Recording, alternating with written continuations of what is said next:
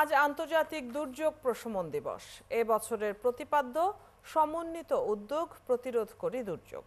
কিন্তু পটুয়াখালীর উপকূলীয় দ্বীপ উপজেলার রাঙাবালিতে নেই কোনো রাডার স্টেশন, যে কারণে ঘূর্ণিঝড় কিংবা ঝড় বৃষ্টি সহ প্রাকৃতিক যে কোনো দুর্যোগের আগাম সতর্কতা পেতে এখানকার মানুষকে নির্ভর করতে হয় কেন্দ্রীয় আবহাওয়া অধিদপ্তরের সতর্কতার উপর, যে সতর্কবার্তা অনেক সময় প্রকৃত অবস্থার সঙ্গে মেলে না। বিস্তারিত কামরুল হাসানের প্রতিবেদনে। উপকূলের শেষ প্রান্তে পটুয়াখালীর রাঙাবালী উপজেলা। চারদিকে নদী ও সাগর ঘেরা এই জনপদ দুর্যোগ প্রবণ। প্রতিনিয়ত ঝড় জলোচ্ছ্বাসের সঙ্গে যুদ্ধ উপজেলার প্রায় 2 লক্ষ মানুষের।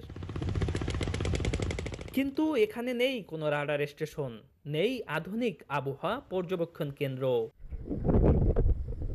যে কারণে হঠাৎ আবহাওয়া পরিবর্তন হলে এখানকার মানুষ তাৎক্ষণিক সতর্কবার্তা পান না। 25 থেকে 30,000 জেলে যে মাছ ধরতে, গভীর সমুদ্রে যে মাছ ধরতে যায়, তারা আসলে এই যে আবহাওয়ার পূর্ব আভাস বা সংকেত আসলে পায় না এই রাডার না থাকার কারণে। রাঙ্গাবালিতে যদি একটা রাডার স্টেশন হয় তাহলে আমরা জেলে করে অনেকভাবে সতর্ক করতে পারি। তো রাঙাবালির জন্য যদি একটা রাডার স্টেশন থাকে তাহলে আগাম দুর্যোগের যে সতর্কতাটা সেটা আগাম পাবে। নিকটতম রাডার স্টেশন রয়েছে কলাপাড়ায়, প্রায় 40 কিলোমিটার দূরে, কিন্তু তাও এখন অকার্যকর।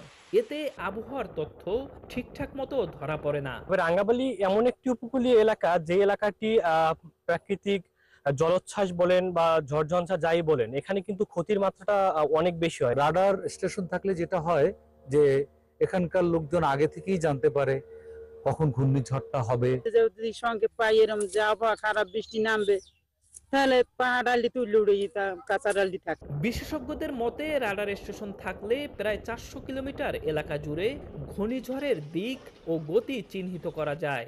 এতে সময় মতো সতর্কবার্তা দিয়ে ক্ষয়ক্ষতি অনেকটাই কমানো যায়। যদি এই রাঙামালী উপজেলাতে রাডার স্টেশনটা হয়ে যায় তাহলে আমরা তাৎক্ষণিক এই আবহাওয়া বার্তাটা মানুষের মাঝে অতি দ্রুত পৌঁছে দিতে পারি, নিখুঁতভাবে যেমন সংবাদ পেতে পারে এবং তাদের জীবনের নিরাপত্তাটা নিশ্চিত হতে পারে। প্রশাসনের কর্মকর্তারাও বলছেন এখানে একটি রাডার স্টেশন বসানো খুবই দরকার। এই এলাকায় একটি রাডার স্টেশন হলে মানুষ আগাম সতর্ক বার্তা পাবে এবং ক্ষয়ক্ষতির পরিমাণ কম হবে। আমি ইতিমধ্যে এই বিষয়ে বিভিন্ন জায়গায় কথা বলেছি এবং আগামীতেও যাতে খুব তাড়াতাড়ি এখানে একটা রাডার স্টেশন স্থাপন করা যায় সেজন্য আমি আমার ঊর্ধ্বতন কর্তৃপক্ষের সাথে কথা বলবো। প্রযুক্তিগত সীমাবদ্ধতার কারণে এখনো দুর্যোগের তথ্য প্রাপ্তির দিক দিয়ে পিছিয়ে আছে এই জনপদের মানুষ। দুর্যোগ আসে, দুর্যোগ যায়, কিন্তু উপকূলবাসীর ক্ষত থেকেই যায়। দুর্যোগ প্রশমনের প্রকৃত সাফল্য তখনই মিলবে যখন উপকূলবাসীও পাবে আধুনিক আবহাওয়া প্রযুক্তির সুরক্ষা বলয়।